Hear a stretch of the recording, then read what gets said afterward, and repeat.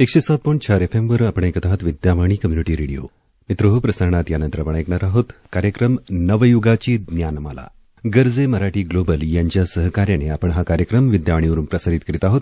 आज या कार्यक्रमात आपण लवकर गुंतवणुकीचे महत्व आणि गुंतवणुकीचे वेगवेगळे पर्याय, सुरक्षितता याविषयी जाणून घेणार आहोत सीए आशुतोष दाबके यांच्याकडून. त्यांच्याशी या विषयावर संवाद साधला आहे श्री दत्तने.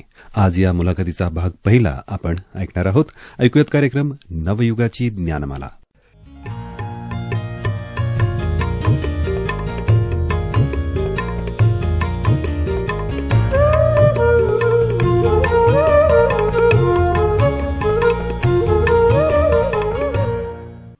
नमस्कार श्रोते हो, तुम्हा सगळ्यांचं मनापासून स्वागत आहे या कार्यक्रमात, ज्याचं नाव आहे नवयुगाची ज्ञानमाला.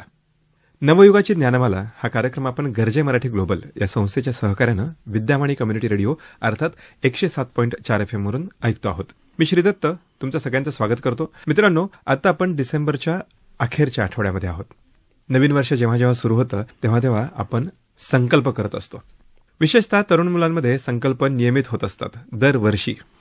नियमित म्हणजे डिसेंबरच्या शेवटच्या आठवड्यात आणि जानेवारीच्या पहिल्या आठवड्यामध्ये.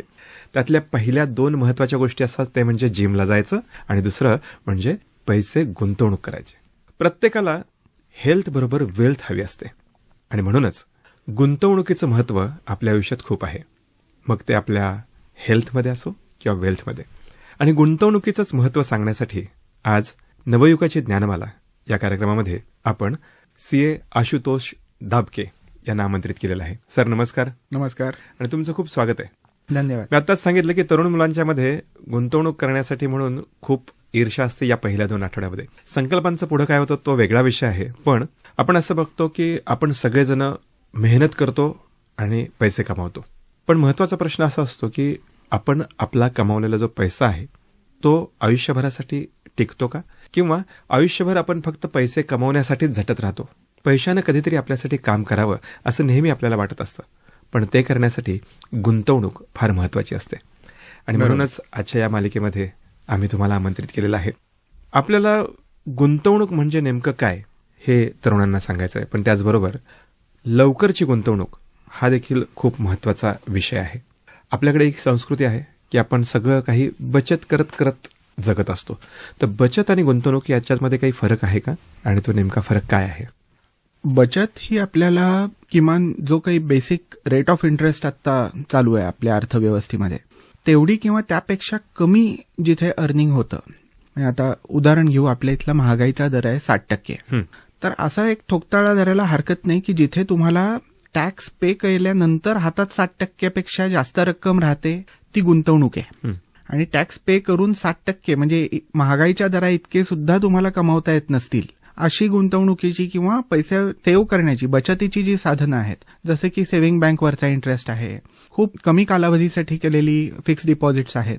सो ही जी आहे ती बचत आहे. आणि दीर्घ कालावधीसाठी केलेल्या गुंतवणुकी म्हणजे जसं की इन्व्हेस्टमेंट शेअर्समध्ये किंवा म्युच्युअल फंड्सच्या मार्फत जी केली जाते त्याला आपण इन्व्हेस्टमेंट असं म्हणू शकतो. खरं तर तुम्ही अतिशय वेगळ्या आणि खूप सोप्या शब्दात सांगितलं की जो इन्फ्लेशनचा रेट आहे, जो महागाईचा दर आहे, त्याच्यापेक्षा जर जास्त काही परतावा मिळाला तर आपण त्याला गुंतवणूक म्हणू शकू. थोडं आणखीन एक उदाहरणाने एक्सप्लेन करू शकतो की सपोज तुम्हाला आता बँकेतल्या डिपॉझिटवर 6% रेट ऑफ इंटरेस्ट मिळाला आणि तुम्हाला जो ऍप्लिकेबल टॅक्स रेट आहे तो 33% म्हणजे 1/3 आहे असं धरू. तर 6%पैकी 2 रुपये हे आपण सरकारला भरतो टॅक्स म्हणून, हातात राहतात 4%. जी गोष्ट आपल्याला यावर्षी 100 रुपयाला घ्यायची होती ती पुढच्या वर्षी घ्यायला गेल्यानंतर आपल्याला त्या वस्तूसाठी 107 रुपये मोजायला लागणार आहेत, कारण महागाईचा दर आहे 7%. बरोबर. आणि आपल्याकडे जे 100 रुपये गेल्या वर्षी होते ते आता वाढून फक्त 104 झालेले आहेत. सो ज्याला आपण पर्चेसिंग पॉवर ऑफ मनी किंवा सोप्या भाषेमध्ये महागाई दरा इतकं तरी किमान आपण कमाई झाली पाहिजे टॅक्स पे केल्यानंतर, हे जे म्हणतो, तर हे मेंटेन करायचं असेल तर आपला इन्व्हेस्टमेंट कुठल्या कुठल्या ठिकाणी करायला पाहिजे हे खूप केअरफुली आपल्याला अॅनालाइज करून पहिल्यापासून प्लॅन करून गोष्टी करायला पाहिजे. म्हणजे वेगळ्या शब्दात सांगायचं झालं, जर आपल्याला महागाईचा दर आपण जसं सांगितलं 107 रुपयांपेक्षा जास्त किंवा 107 रुपये मिळत असतील तर ती गुंतवणूक आपण म्हणू शकतो. ते सुद्धा कर पश्चात. कर पश्चात, बरोबर. आता याच्यामध्ये एक आपला जो महत्वाचा प्रश्न येतो म्हणजे की गुंतवणूक कधीही लवकरच्या वयात सुरू करावी असं म्हणतात, पण ते शक्य होत नाही. कारण आपल्याला माहिती असतं की नोकरी लागली तर माणूस म्हणतो की मला थोडं सेटल होऊ द्यात, मला थोडीशी बचत करू द्यात, मग मला गुंतवणूक करता येईल. लवकरच्या वयात किंवा तरुण वयामध्ये गुंतवणूक करण्याचं महत्व काय आहे, काय सांगाल? आपण एका छोट्या कहाणीपासून सुरुवात करू.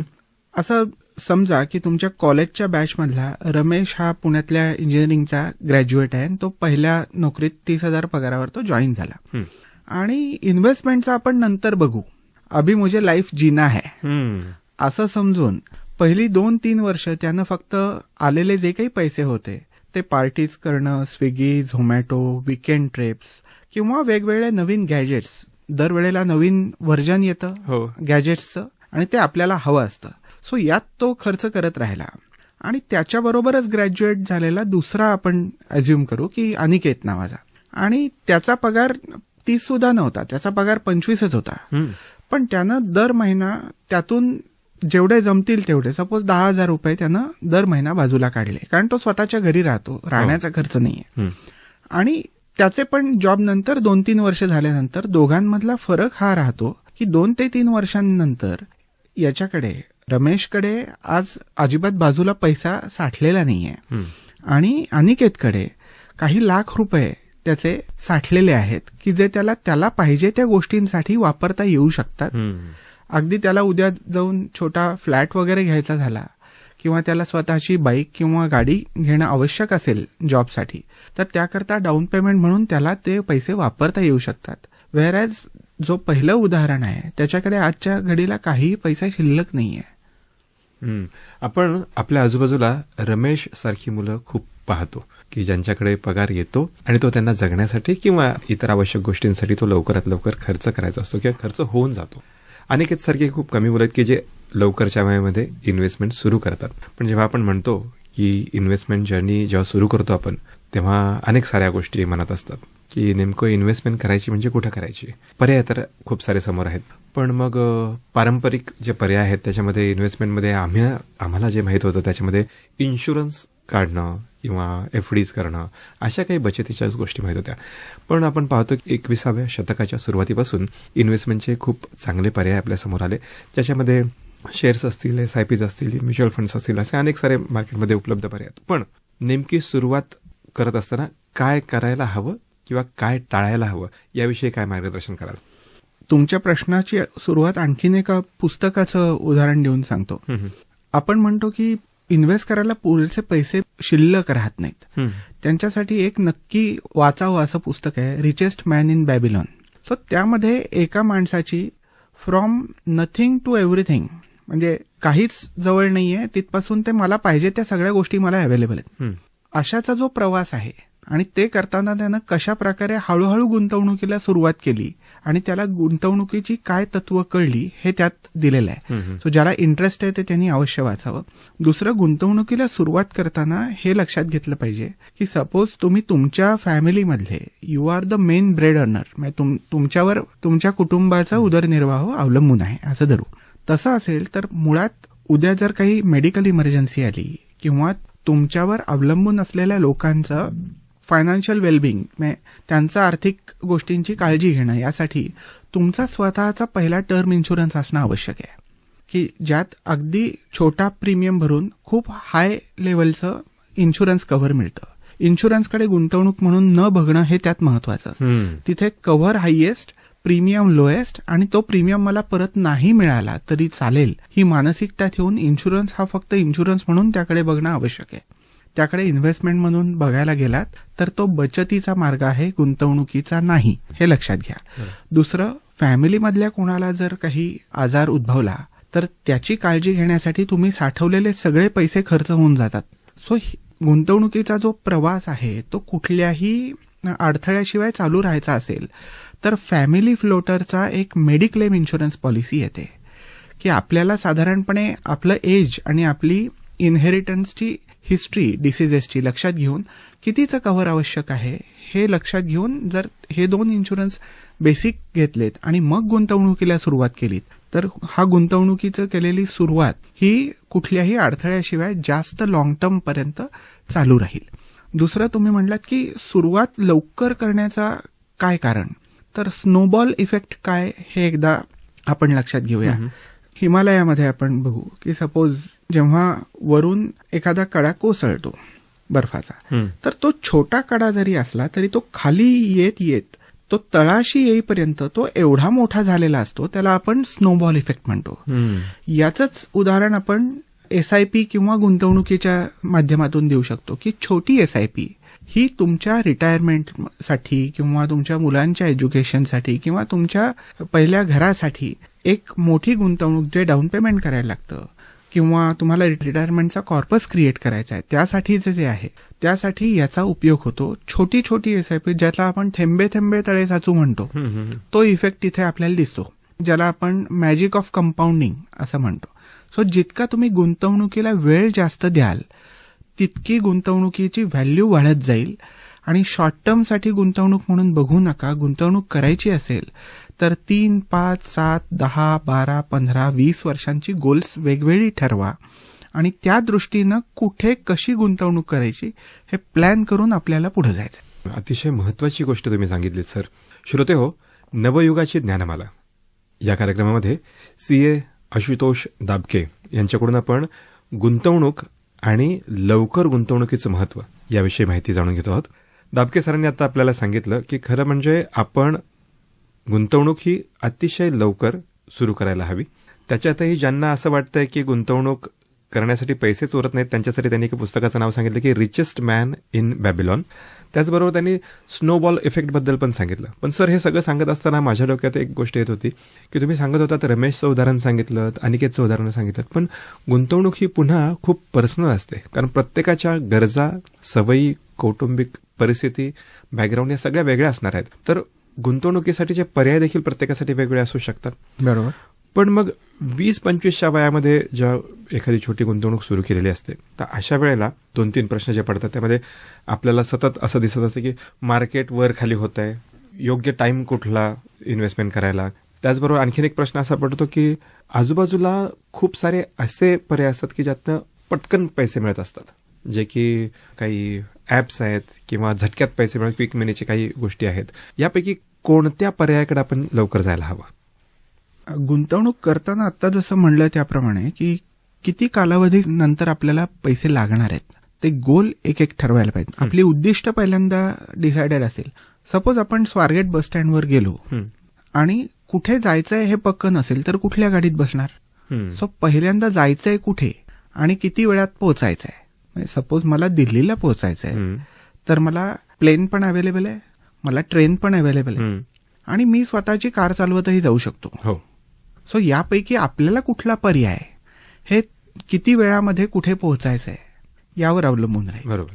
दुसरं, आपण आता आपल्या आजूबाजूला असं बघतो की बऱ्याच स्टोरीज ऐकायला मिळतात की यानं इथे पैसे गुंतवले, महिन्याभरात डबल, 15 दिवसात डबल, दर महिना 10% देणार, किंवा क्विक मनी मिळवण्याचे, प्रॉफिट मिळवण्याचे मार्ग की इथे गुंतवणूक करा आणि आम्ही तुम्हाला पैसे देऊ.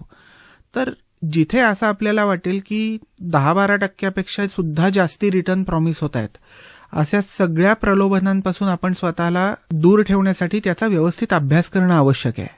गेट रिच क्विक असं असणारी इन्स्ट्रुमेंट, अँड कधी कधी ते असं म्हणतात की too good to be true, म्हणजे याच्यावर विश्वास ठेवणं फारच अवघड आहे. असं जर असेल तर खरंच विश्वास ठेवण्यासारखी ती गोष्ट आहे का नाही याचं व्यवस्थित पडताळणी केल्याशिवाय तुम्ही कुठलाही स्वतःचा हार्ड अर्न मनी, कष्टानं कमावलेला पैसा, त्यातला 1 रुपयाही अशा गोष्टींमध्ये गुंतवणं अपेक्षित नाहीये. मग ती प्रलोभनं ऑनलाईन असोत किंवा ऑफलाईन असोत. यात लक्षात घेण्याची एक गोष्ट आहे की take it with a pinch of salt. काय तर तुमच्यापर्यंत फक्त पॉझिटिव्ह एक्सपिरियन्सेसच येतात. एखादा माणूस आपणहून सांगायला नाही येणार की मी यामध्ये गुंतवले होते आणि त्यात माझे सगळे पैसे बुडाले किंवा मला खूप तोटा झाला, सगळे नाही तरी माझं खूप मुद्दलाचं नुकसान झालं, हे कोणी आपणहून सांगायला येणार नाही. तुम्ही पार्टीजमध्ये किंवा सोशल गॅदरिंग्समध्ये जाता तिथे कोणी आपली फेल्युअर्स सांगत नाही, तिथे फक्त सक्सेस स्टोरीज सांगितल्या जातात. आणि बरेचदा स्वतःचे आलेले अनुभव न सांगता अमुक तमुक माझ्या आणखीन एका मित्राला असं हे होतं म्हणून मी चालू केलं आणि म्हणून तूही कर. सो कहे सुने पे मत जाओ, अपनी अकल लगाओ. ही गोष्ट हे महत्वाचं आहे की तुम्ही जो गोष्ट स्वतःला माहिती नाहीये, अनालिसिस नाहीये, तर फक्त टिप्सच्या बेसिसवर कुठेतरी आपले श्रमानी आणि कष्टानी कमावलेले पैसे हे लावू नयेत, हे महत्वाचं. वॉरन बफेट जसं सांगतो, always remember 2 rules. First rule is never lose your money and second rule is always remember first rule. आणि मग यात आपल्याला प्रकार भरपूर आहेत गुंतवणुकीचे. फक्त जसं आपण एक इन्शुरन्स लक्षात घेतलं तर एक तुमचा आता जो पहिला प्रश्नाची सुरुवात होती तिथून थोडा इलॅबोरेट करतो की पर्सनल फायनान्स ही प्रत्येकासाठी वेगळी असणारी गोष्ट आहे, because that is very personal in nature. हे प्रत्येकासाठी वेगळं असणार आहे. प्रत्येकाची लाईफमधली गोल्स वेगळी आहेत, तुमचे इंटरेस्ट एरियाज वेगळे आहेत, तुमच्या आईवडिलांची फायनान्शियल बॅकग्राऊंड वेगळी आहे, तुमची आणि तुमच्या पुढच्या पिढीची पण वेगळी असणार आहेत. उद्या तुमचं जाऊन लग्न होणार आहे, तुमचा बेटर हाफ किंवा तुमचा बायको किंवा नवरा जे असणार आहेत त्यांच्याबरोबर तुमची कंबाईंड होणारी उद्दिष्ट आणखीन वेगळी असणार आहेत, तुमच्या इनलॉजची परिस्थिती वेगळी असणार आहे. आणि या सगळ्या गोष्टींचा विचार करता एका करता चालणारी गोष्ट दुसऱ्याला तशीच्या तशी चालेल असं आपल्याला म्हणता नाही येणार. बरोबर. त्यामुळे हा प्रत्येकासाठी असणारा गुंतवणुकीचा मार्ग आणि त्यामध्ये कुठल्या साधनांमध्ये इन्व्हेस्ट करायचं ही वेगवेगळी असणार आहेत. आणि प्रत्येकाची रिस्क टेकिंग ॲबिलिटी तशी नसते. उदाहरणार्थ एक मुलगा आहे किंवा मुलगी आहे, ती फार सधन कुटुंबातून आलेली आहेत आणि तिचा राहण्याचा आणि खाण्यापिण्याच्या खर्चाची त्यांना काळजी करण्याचं कारण नाही. ते एका वेगळ्या फुटिंगवर आहेत. आणि जिथे दुसरा एखादा आहे म्हणू की जिथे फर्स्ट जनरेशनच व्यवस्थित शिकून चांगल्या जॉबला पहिल्यांदा लागलाय कोणीतरी कुटुंबातला मुलगा किंवा मुलगी, तर ह्या दोन्हीच्या कंपॅरिझन आणि त्या दोघांच्या फायनान्शियल प्लॅनमध्ये किंवा इन्व्हेस्टमेंट करायच्या गोष्टींमध्ये फरक असणार आहे. ज्याच्याकडे काहीच नव्हतं त्याला पहिल्यांदा एक इमर्जन्सी फंड क्रिएट करायला लागेल की जो त्याला पुढे 6 महिने किंवा वर्षाचा त्याचा खर्च किंवा त्याचे कॅश आउटफ्लो ज्याला म्हणू आपण, ते सगळे त्याला भागवता येतील इतका तरी तो मोठा असावा. सो हे एक स्ट्रॉंग फाउंडेशन की तेव्हा त्याचा पाया एकदा भक्कम तयार झाला की त्याच्या पुढे त्याच्या पूर्ण कळसापर्यंत जाण्याचा मार्ग मोकळा होतो. खरं म्हणजे तुम्ही खूप महत्वाच्या गोष्टी सांगतात, कारण एकच सारखी गुंतवणूक सगळ्यांची असणार नाही. दुसऱ्यांचं ऐकून आपण गुंतवणूक करता कामा नये. श्रोते हो, नवयुगाची ज्ञानमाला या कार्यक्रमालिकेमध्ये आपण CA आशुतोष दाबके यांच्याकडून लवकर गुंतवणुकीचं महत्त्व जाणून घेत असताना 2 गोष्टी शिकलो. ते म्हणजे की आधी आपण स्वतःसाठी म्हणून गुंतवणुकीचे पर्याय वेगळे निवडले पाहिजेत. सर, आपण नेहमी असं पाहतो की किमती वारंवार ह्या वाढतच असतात, वस्तूंच्या किमती कमी होताना दिसत नाहीत. मग इन्फ्लेशनचा एवढा जास्त मुद्दा का केला जातो किंवा त्याला जास्त महत्त्व का दिलं जात आहे? यात असं बघू की सगळ्याच गोष्टींच्या किमती कमी होत नाहीत असं नाही म्हणता येणार. आता उदाहरण घ्या, टेक्नॉलॉजिकल ऍडव्हान्समेंटमुळे पूर्वी आम्ही जेव्हा कॉलेजमध्ये होतो किंवा तुम्ही पण at your start of the career, तेव्हा मोबाईल कॉल करताना 2 रुपये 1 मिनिटाला पडायचे. आता एक फिक्स अमाऊंटचं तुम्ही रेंटल पे केलं की तुमचं कॉलिंगही अनलिमिटेड आहे. दुसरं उदाहरण घेऊ, पूर्वी 1 GB डेटा किती रुपयाला मिळायचा आणि आता अनलिमिटेड डेटा किती रुपयांना मिळतो. सो काही गोष्टी स्वस्तही होतात पण त्याचं पर्सेंटेज फार कमी आहे. ज्या गोष्टी सातत्यानं वाढतात त्याचं प्रमाण जास्ती आहे, ॲज यू राईटली सेड. तर हे करत असताना इन्फ्लेशन हे कायम वाढतं कशामुळं असं लक्षात घ्या की आपण बऱ्याच गोष्टी इम्पोर्ट करतो. क्रूड ऑइल हे आपल्याला सगळ्यांना लागणारी जी गोष्ट आहे, क्रूड ऑइल आलं नाही तर इंडस्ट्री किंवा व्हेकल्स, एरोप्लेन्स या सगळ्या गोष्टी चालणार नाही. क्रूड ऑइल पासूनच पुढे तुम्हाला पेट्रोल, डिझेल आणि हे बनतं. आता डॉलरच्या कंपॅरिझनमध्ये रुपयाचा रेट कमी होतोय आणि क्रूड ऑइलचा रेट अगदी तसाच राहिला डॉलर टर्म्स मधला, तरी सुद्धा जेवढ्या रेटनं रुपया घसरतोय तेवढा आपण जे क्रूड इम्पोर्ट करतोय त्याची कॉस्ट रुपी टर्म्स मधली जी आहे, रुपयाच्या मधली जी अमाऊंट आहे ती दरवर्षी वाढते आहे आणि आपलं कन्झम्पशनही वाढत आहे. मग क्वांटिटी पण वाढतीये आणि रुपया घसरतोय डॉलरच्या कंपॅरिझनमध्ये. त्यामुळं आपण इनडायरेक्टली इन्फ्लेशन इम्पोर्ट करतो आणि त्यामुळे या गोष्टींच्या किमती या वाढत राहणार आहेत. आणि दुसरी गोष्ट म्हणजे डिमांड सप्लायवरही बऱ्याच गोष्टी अवलंबून आहेत. आता सोन्या चांदीचे दर तुम्ही पाहिलेत तर गेल्या 1 ते 1.5-2 वर्षांमध्ये ड्रीम रन आहे. म्हणजे गेल्या 1 वर्षामध्ये प्रचंड हे आलंय. पण म्हणून सगळे पैसे तिथे गुंतवायला गेलं तर ते प्रॉब्लेमॅटिक होऊ शकतं. आपल्या पोर्टफोलिओच्या किंवा गुंतवणुकीच्या सगळ्या टोटल अमाऊंटच्या किती टक्के आपण त्याला द्यायचे हे आपण ठरवलं पाहिजे आणि मग रेग्युलर बेसिसवर तिथे इन्व्हेस्टमेंट केली असं होऊ शकतं. आता या किमती वाढताना आपल्याला जर गुंतवणूक योग्य प्रकारे केली आणि नंतरचं जे माझं कन्झम्पशन आहे, सपोज माझ्या रिटायरमेंटचं असेल किंवा मला घर घ्यायचं आहे, त्याच्याही किमती वाढतात. सो तुम्ही म्हटल्याप्रमाणे सगळ्याच्या किमती वाढतात. तर माझी गुंतवणूक जर अशा ठिकाणी असेल की जे महागाईच्या दरापेक्षा जास्ती दराने वाढतीये, तरच मी ही रेस जिंकू शकतो. पण हे करताना लक्षात घ्यायला पाहिजे की मार्केट हे फिक्स डिपॉझिट सारखं नाही आहे की दर वर्षाला 6% जमा होतीलच होतील. एखाद्या वर्षी 15-20%, 30-40% निगेटिव्ह रिटर्न येतो.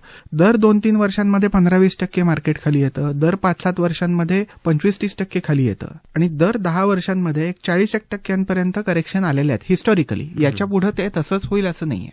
पण इथे लक्षात घेण्याची गोष्ट की मंदी ही संधी आहे हे लक्षात घेतलं तर मार्केटमध्ये जेव्हा भाव उतरलेत तर जास्त आपल्याला जर खरेदी करता आलं तर लॉंग टर्म मध्ये त्याची व्हॅल्यू तितकीच जास्त वाढते. सो ऍव्हरेज रिटर्न तुम्हाला 12-13% आला तर यू शॅल बी हॅपी. ठोकताळा असा आहे की गुंतवणुकीवर परतावा किती अपेक्षित करावा. तर इन्फ्लेशनचा रेट आपल्याकडचा सपोज 60% आहे असं धरलं आणि आपला जीडीपी, रिअल जीडीपी ज्याला क्वांटिटी टर्म्समध्ये ग्रोथ म्हणू, ती सपोज 6% आहे. तर हे 60% याचे इन्फ्लेशनचे आणि 6% जीडीपी ग्रोथ, म्हणजे मला 13% आसपास किंवा त्याच्यापेक्षा जास्ती ग्रोथ अपेक्षित आहे. ज्या कंपनीज यापेक्षा जास्त रेटनं ग्रो होतात त्याच्याकडून परतावा अर्थातच आपण जास्त अपेक्षित करू शकतो. सो 12-13% हा नॉर्मल इकॉनॉमीच्या रेटनं ग्रो होणाऱ्या कंपनीज आणि त्याच्यापेक्षा जास्त रेटनं ज्या ग्रो होणाऱ्या कंपनीज आहेत अशात इन्व्हेस्टमेंट असेल तर तुम्हाला परतावा 12-13% जास्तीही मिळू शकतो. श्रोते हो, नवयुगाची ज्ञानमाला या कार्यक्रमालिकेमध्ये आपण सीए आशुतोष दाबके यांच्याकडून गुंतवणुकीचे पर्याय आणि लवकर गुंतवणुकीचं महत्त्व जाणून घेत आहोत. पण सर, तुमच्याशी बोलत असताना वेळेचं भान खरंच लक्षात राहत नाहीये, कारण खूप महत्त्वाचा विषय आहे आणि तुम्ही अतिशय सहज सोप्या शब्दांमध्ये आम्हाला माहिती देत आहात. ही माहिती आपल्याला अशीच आपल्या तरुण श्रोत्यांना द्यायची आहे. पण आज रेडिओच्या कार्यक्रमाची वेळ इथं संपते आहे, त्यामुळे आपण थांबणार आहोत. पण उद्या श्रोते हो ऐकत राहा, कारण उद्या खूप महत्त्वाचा विषय घेऊन आम्ही दाबके सरांना इथं आमंत्रित करणार आहोत. तो विषय म्हणजे कंपाऊंडिंगचं महत्त्व आणि त्याचबरोबर गुंतवणुकीत सातत्य किती महत्त्वाचं असतं त्याविषयी देखील बोलूयात. दाबके सर, तुम्ही आज विद्यावाणीच्या स्टुडिओमध्ये आलात आणि आमच्या श्रोत्यांना गुंतवणुकीविषयी आणि लवकरच्या गुंतवणुकीविषयी जी माहिती दिलीत त्याबद्दल मनपूर्वक धन्यवाद. आपली चर्चा अशीच पुढे सुरू ठेवूयात. उद्या आपण पुन्हा भेटूयात. धन्यवाद. नमस्कार. नमस्कार.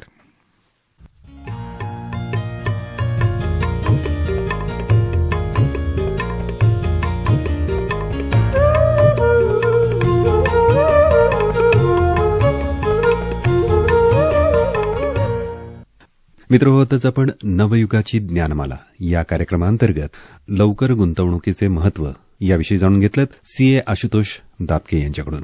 त्यांच्याशी या विषयावर संवाद साधला होता श्री दत्ताने. मित्रहो, आज या कार्यक्रमाचा भाग पहिला ऐकलात. या कार्यक्रमाचा पुढील भाग दुसरा आपण उद्या विद्यावाणीवरून याच वेळेत ऐकणार आहोत. नवयुगाची ज्ञानमाला हा कार्यक्रम आपण गर्जे मराठी ग्लोबल यांच्या सहकार्याने प्रसारित केला. हा कार्यक्रम आपण दर शुक्रवारी आणि शनिवारी सकाळी 11 वाजता आणि दर सोमवारी आणि मंगळवारी सायंकाळी 6:30 वाजता ऐकू शकता. या कार्यक्रमाविषयी आपण आपल्या प्रतिक्रिया आपण आम्हाला 744-722-1074 अर्थातच 7447221074 या क्रमांकावर अथवा vidyawani@gmail.com या मेल आयडीवर कळू शकता. ऐकत राहा विद्यावाणी 107.4 FM, आपला आवाज आपला रेडिओ. तुम्ही ऐकत आहात विद्यावाणी 107.4 FM वर. प्रसारणात यानंतर आपण ऐकणार आहोत कार्यक्रम नवयुगाची ज्ञानमाला. गर्जे मराठी ग्लोबल यांच्या सहकार्याने आपण हा कार्यक्रम प्रसारित करीत आहोत. काल या कार्यक्रमात आपण लवकर गुंतवणुकीचे महत्त्व या विषयावरील सीए आशुतोष दाबके यांच्या मुलाखतीचा भाग पहिला ऐकला होता. आज या मुलाखतीचा भाग दुसरा आम्ही प्रसारित करीत आहोत. त्यांच्याशी या विषयावर संवाद साधला आहे श्री दत्तने. ऐकूयात कार्यक्रम नवयुगाची ज्ञानमाला.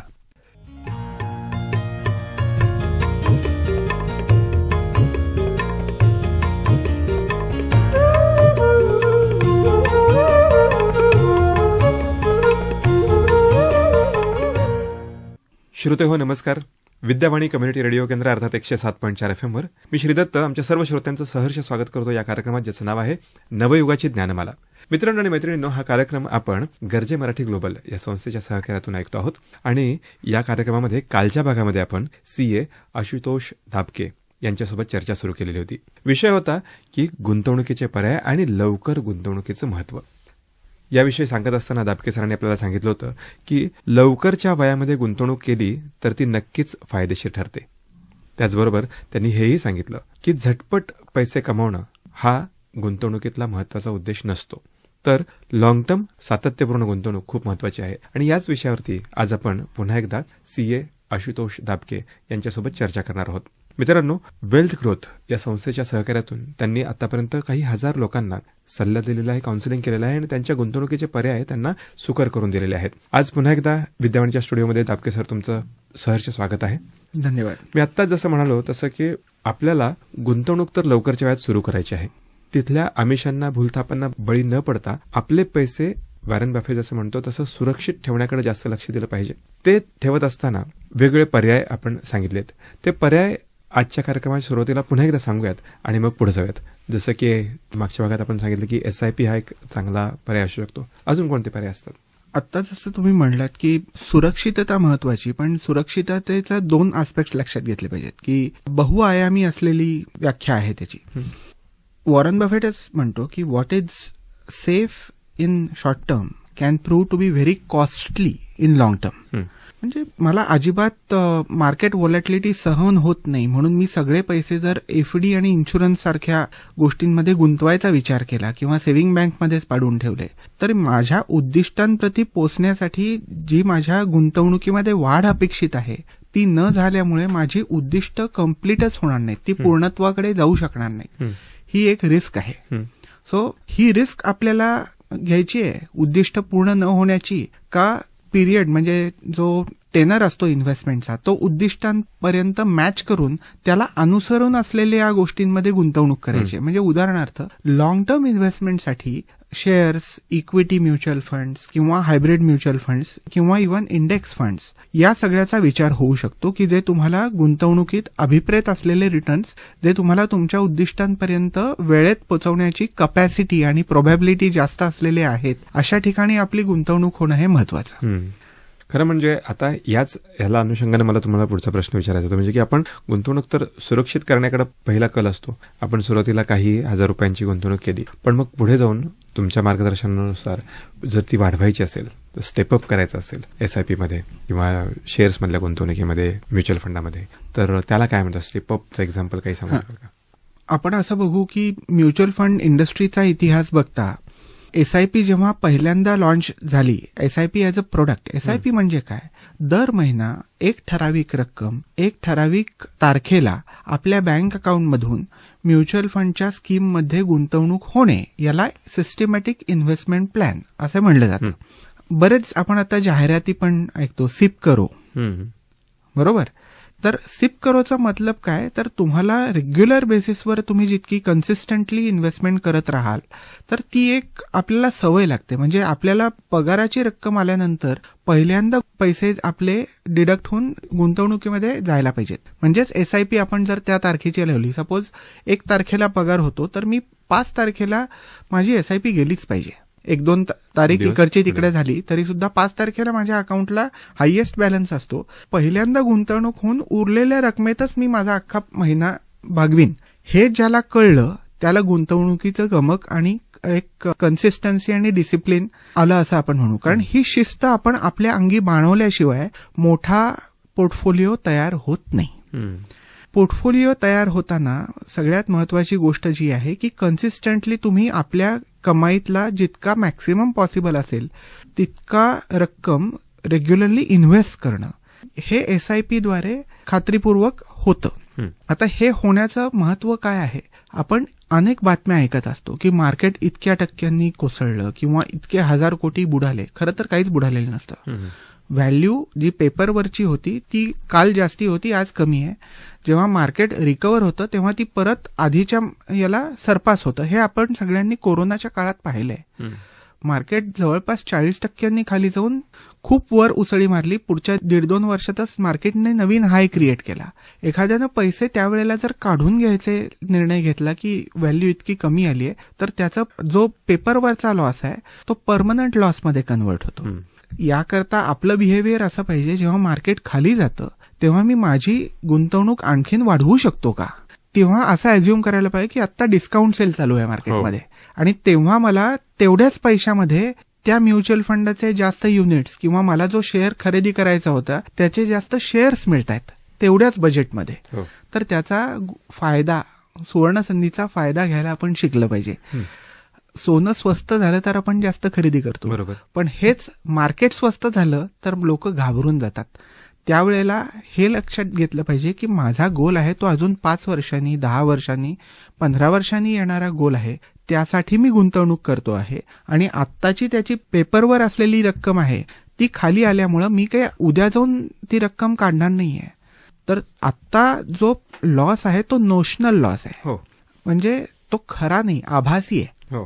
तर त्या दृष्टीनं विचार करून मला या सुवर्णसंधीचा फायदा घेऊन मला जास्ती गुंतवणूक करून जास्त युनिट्स किंवा जास्त शेअर्स पदरात पाडून घेता येईल का, असा विचार झाला तर प्रत्येकजण फायद्यामध्ये राहील. म्हणजे आपण असं म्हणायला पाहिजे की मंदीमध्येच संधी असते. अगदी. आणि अशा वेळेला आपण इन्व्हेस्टमेंट जास्त करायला हवं.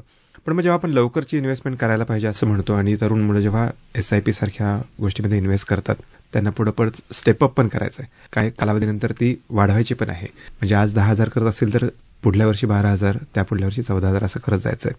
ही जेव्हा इन्व्हेस्टमेंट आपण करतो तेव्हा खरं अंतिमतः जे माझे काही गोल्स ठरलेले आहेत, काही 10 वर्षानंतरचे, काही 20 वर्षानंतरचे लॉंग टर्म इन्व्हेस्टमेंटमध्ये, या सगळ्यामध्ये एखाद्या तरुणाच्या हातामध्ये असतंच काय मुळात, इन्व्हेस्टमेंट करण्याची रक्कम एवढीच आणि दुसरं म्हणजे कालावधी.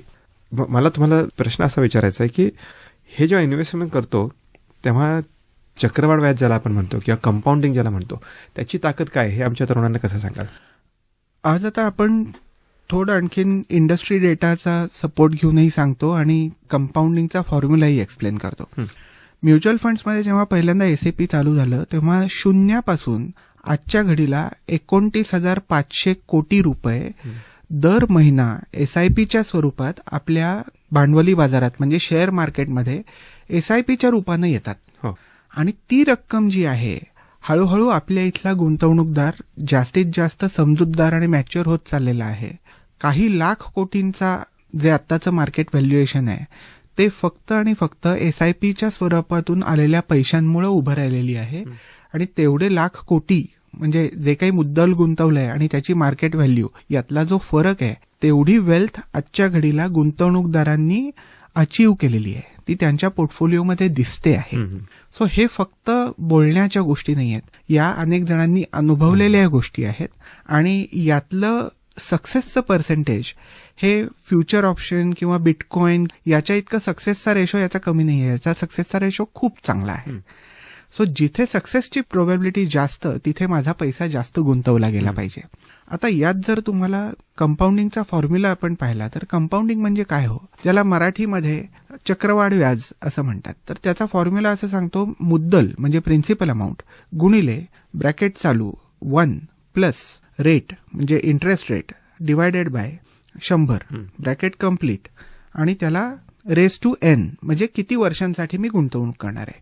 यातला रेट म्हणजे दरवर्षी मार्केट किती रिटर्न देणार हे आपल्या हातात नाहीये. So let's not worry about something which we can't control. आपल्या हातात काय आहे, मुद्दल म्हणजे प्रिन्सिपल अमाऊंट जे आपण इन्व्हेस्ट करणार आहोत ती मला जास्तीत जास्त कशी करता येईल. आपण कायम एक्सपेन्सेस मिनिमाइज करतो, पण गुंतवणुकीकडे बघताना मी कमीत कमी कितीची SIP चालू करू शकतो असा प्रश्न विचारणं चुकीचं आहे. मी जास्तीत जास्त किती गुंतवणूक करू शकतो SIPच्या माध्यमातून किंवा शेअर्समध्ये, दॅट इज मोर इम्पॉर्टंट. आणि किती वर्षांसाठी मी ती ठेवू शकतो त्यावरून माझा रिटर्न किती मॅग्निफाय होणार आहे हे ठरणार आहे. सो मी जर 5 वर्षाची ठेवली गुंतवणुकीचा होरायझॉन तर त्याच्यापेक्षा जास्त 10 वर्षांमध्ये मला बेनिफिट आहे, 10 पेक्षा 15 मध्ये जास्ती आहे, 15 पेक्षा 20 मध्ये जास्ती आहे. सो आपले जे खूप लॉंग टर्मचे गोल्स आहेत जसं की रिटायरमेंट वगैरे, की जे एका पर्टिक्युलर एज पेक्षा आधी येणारच नाहीये, तिथे मॅक्सिमम पैसा हा जास्तीत जास्त रिटर्न देऊ शकणाऱ्या ऍसेट्समध्ये इक्विटी सारख्या आपल्याला गुंतवायला पाहिजे. वॉरन बफेटचंच उदाहरण सांगायचं झालं तर वयाच्या 10व्या वर्षापासून ज्यानं इन्व्हेस्टमेंट चालू केली यानं त्या बिझनेसमधून, वयाच्या 60व्या पर्यंत त्यानं जेवढी संपत्ती जमवली, जेवढा पोर्टफोलिओचा त्याची व्हॅल्यू होती, त्याच्यापेक्षा जास्त फक्त कंपाऊंडिंगमुळे त्याच्या वयाच्या 60 वयापासून ते त्याच्या आत्ताच्या 94-95 वयापर्यंत संपत्तीचं क्रिएशन, पैसा बनवतो. Make your money work for you, हे जितकं तुमचं कंपाऊंडिंग जास्ती आहे, जितकं जास्त वर्ष ते इन्व्हेस्टेड राहील, आणि त्याकरता साहजिकच आहे त्याच्याकडे वयोमान पण त्याला चांगलं लाभलं.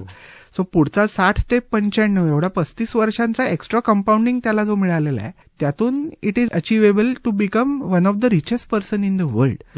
त्या पूर्ण जर्नीमध्ये त्यांनी क्विक मनी नाही केलेला, त्यांनी slow and steady but consistently positive returns and consistent investment without disturbing the compounding journey. पैसा विड्रॉ नाही केला सारखा, मार्केट टायमिंग करायला नाही गेले, त्यांनी मार्केटमध्ये किती जास्त वेळ पैसा गुंतवला याला जास्त महत्व दिलं.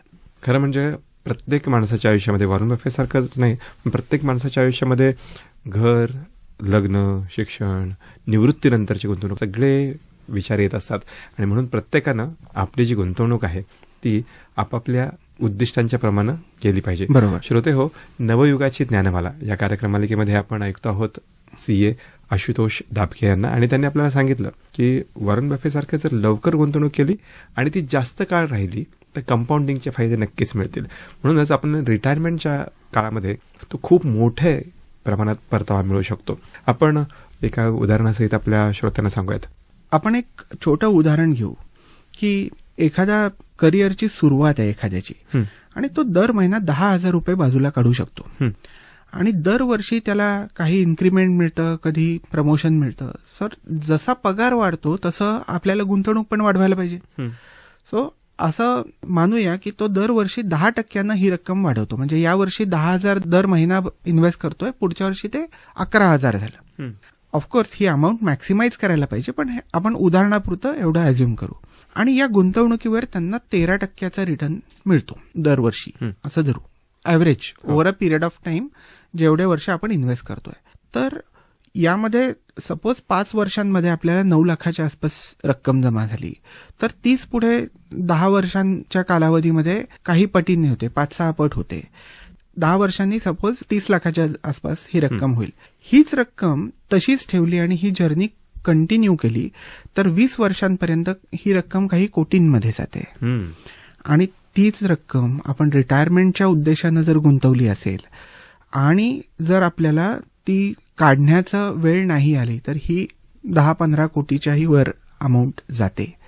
आता एक्झॅक्ट आकडे आपण यामध्ये न जाता आपण असं पाहूया की सुरुवात केली होती 10,000नी आणि तीच रक्कम उद्या 15-17 कोटीपेक्षा जास्ती जर जमा होत असेल, जर आपण 35 वर्षाचा त्याला कालावधी दिला तर ही जी गुंतवणुकीत असलेली वाढ आहे बाय इन्व्हेस्टिंग रेग्युलरली, की यावर्षी 10,000, पुढच्या वर्षी 11,000, त्याच्या पुढच्या वर्षी 12,100 दर महिना, अशा प्रकारे जर करत गेलो, ही वाढही कंटिन्यू राहायला पाहिजे आणि इन्व्हेस्टमेंटही कंटिन्यू राहायला पाहिजे. तर आउटकम जे असेल हे काही लाखांमध्ये जाऊन त्याच्या पुढे काही करोडोंपर्यंत पोहोचू शकतं आणि आपली स्वप्न ही आपल्या आवाक्यात येऊ शकतात, कुठल्याही क्विक मनीच्या मागे न लागता. ही त्यातलं अंडरस्टँड करण्याची गोष्ट आहे. आकडेवारीपेक्षा आपण प्रिन्सिपलवर जास्त फोकस करूया.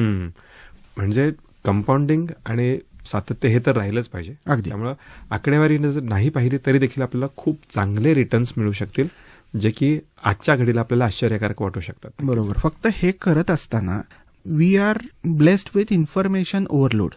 फ्रीमध्ये भरपूर गोष्टी अवेलेबल आहेत, बऱ्याच गोष्टी निगेटिव्ह येत असतात. तर ही सगळी जी गुंतवणुकीचा यात्रा आहे, तर ही कुठल्याही अडथळ्याशिवाय चालू ठेवणं हे सगळ्यात महत्वाची गोष्ट आहे. अनेक पिंक पेपर्स आहेत, CNBC आहे, आणखीन कुठले चॅनल्स असतील, इन्फ्लुएन्सर्स असतात. तर या सगळ्यांकडून येणाऱ्या ज्या गोष्टी आहेत त्या प्रत्येक गोष्टीमध्ये तथ्य नसतं आणि निगेटिव्ह गोष्टीमुळे, आजच्या निगेटिव्ह गोष्टीमुळे की जे शॉर्ट टर्म मधले आहेत, त्यांना तुमच्या लॉंग टर्म गुंतवणुकीचे पर्याय जे तुम्ही सिलेक्ट केलेले आहेत ते वारंवार चेंज करणं आणि एकेकडे इन्व्हेस्टमेंट विड्रॉ करून दुसरीकडे टाकणं, यातून काही साध्य होणार नाहीये. पण मग सर दापके सर, तुम्ही म्हणताय असा माइंडसेट तर असायला हवा की प्रत्येकाचं ऐकायचं तर नाही, पण मला दीर्घकालीन काहीतरी माइंडसेट हवा. त्याचबरोबर मला रेग्युलर रिव्ह्यू करणं किती महत्वाचं आहे, काय सांगाल? इतरांचं नाही ऐकायचं, पण मी स्वतः मात्र माझी इन्व्हेस्टमेंट रिव्ह्यू केलीच पाहिजे. आपण दीर्घकालीन गुंतवणुकीचा इथे मुद्दा डिस्कस करतोय. सो ते करत असताना तुम्ही दर 6 महिने ते 1 वर्षातून एकदा तरी पोर्टफोलिओ नक्की रिव्ह्यू करावा. कारण काय आहे, आपण चुकीच्या मार्गानं मार्गक्रमणा करतोय. आपण सिलेक्ट केलेलं प्रोडक्ट किंवा तो फंड मॅनेजरचा परफॉर्मन्स आपल्या अपेक्षेप्रमाणे नाहीये किंवा तो इतरपेक्षा अंडर परफॉर्म करतोय, हे आपल्याला लक्षात येणं महत्वाचं. सो ज्याला आपण स्टिच इन टाइम सेव्ह 9 म्हणतो, की वेळेत घेतलेले करेक्टिव्ह ऍक्शन ही महत्वाची. सो त्या दृष्टीनं आपल्या गुंतवणुकीकडे आपलं लक्ष पाहिजे. ती गुंतवणूक भगवान भरोसे आणि टिप्सवर घेतलेल्या गोष्टींनी अशा प्रकारे ती मोठी गुंतवणूकचा पोर्टफोलिओ ह्या साध्य होत नाही. त्याकडे लक्ष पाहिजे. आणि तुम्ही म्हणलात तसं अनेक माध्यमातून येणारी अनेक प्रकारची माहिती आहे, पण ती स्वतः अॅनलाइज करायला शिका. कारण आणखीन एक गोष्ट सांगतो, आपण सगळं गुंतवणुकीचं बोलतोय, पण investment in your self is the biggest investment.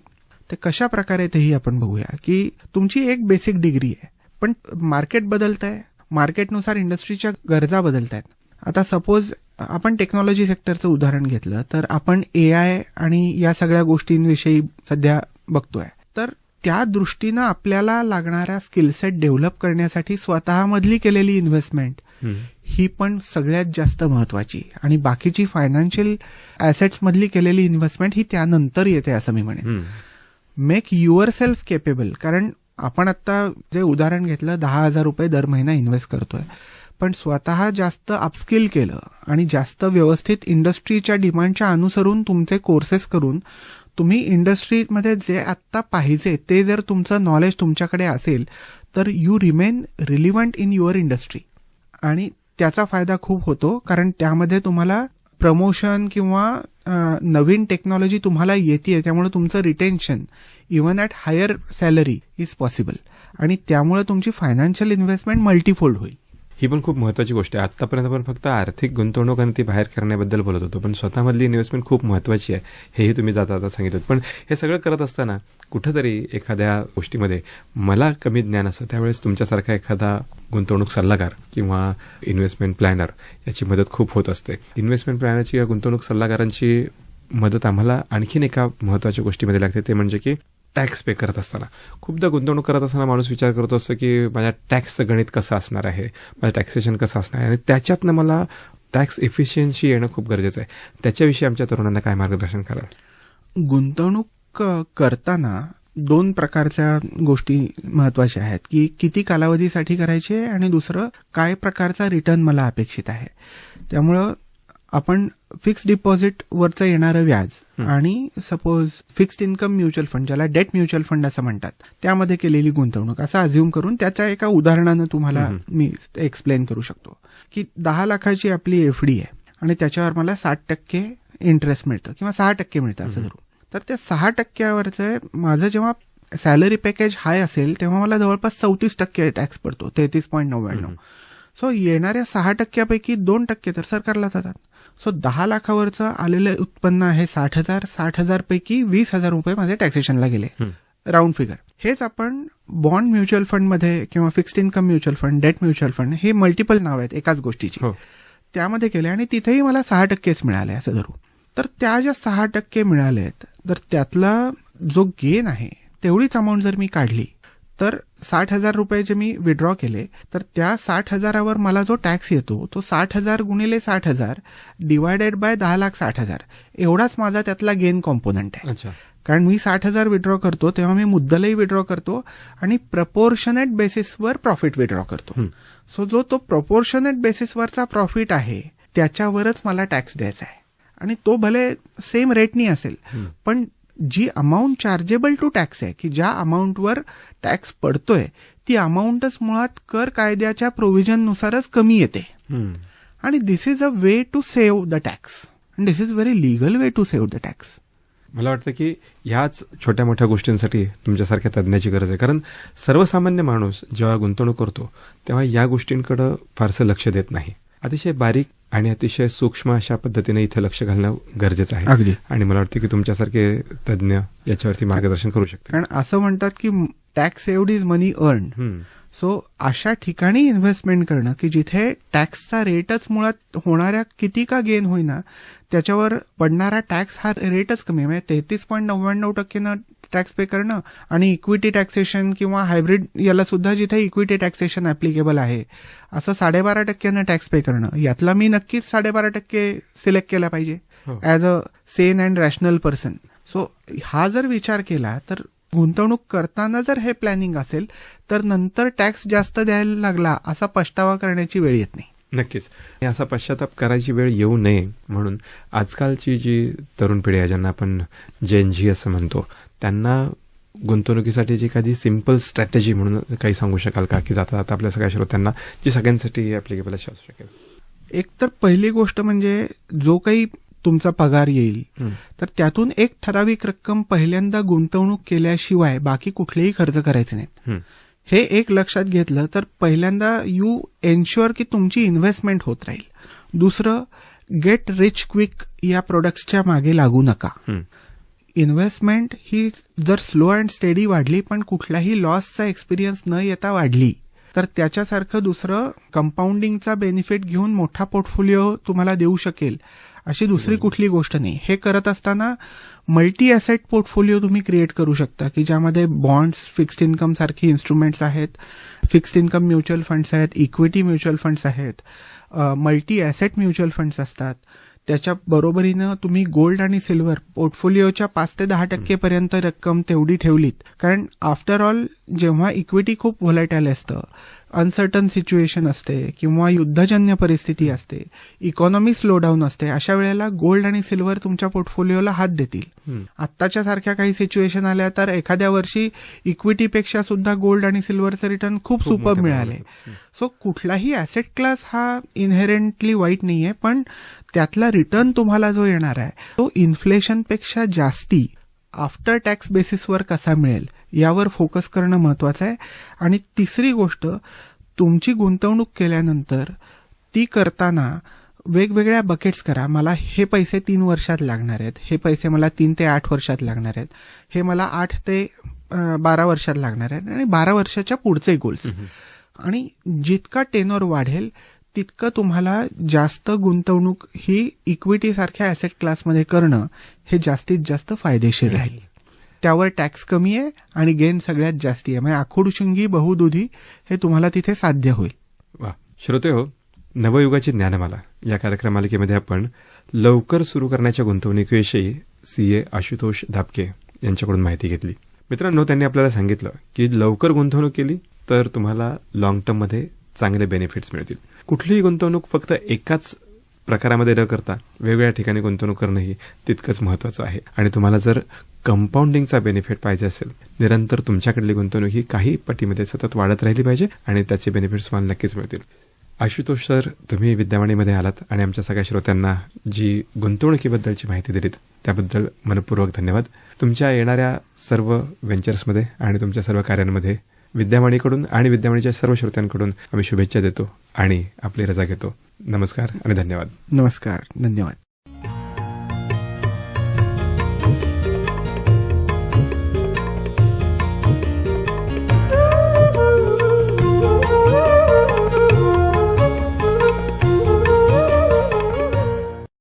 मित्रो, आताच आपण लवकर गुंतवणुकीचे महत्त्व आणि त्यातील विविध पर्याय, सुरक्षितता याविषयी जाणून घेतलं CA आशुतोष दापके यांच्याकडून. त्यांच्याशी या विषयावर संवाद साधला होता श्रीदत्तने. नवयुगाची ज्ञानमाला हा कार्यक्रम आपण गरजे मराठी ग्लोबल यांच्या सहकार्याने विद्यावाणीवरून प्रसारित केला. मित्रहो, हा कार्यक्रम आपण दर शुक्रवारी आणि शनिवारी सकाळी 11 वाजता आणि दर सोमवारी आणि मंगळवारी सायंकाळी 6:30 वाजता ऐकू शकता. या कार्यक्रमाविषयी आपण आपल्या प्रतिक्रिया आपण आम्हाला 744-722-1074 अर्थातच 7447221074 या क्रमांकावर अथवा विद्यावाणी FM@gmail.com या मेल आयडीवर करू शकता. ऐकत रहा विद्यावाणी 107.4 FM, आपला आवाज आपला रेडिओ.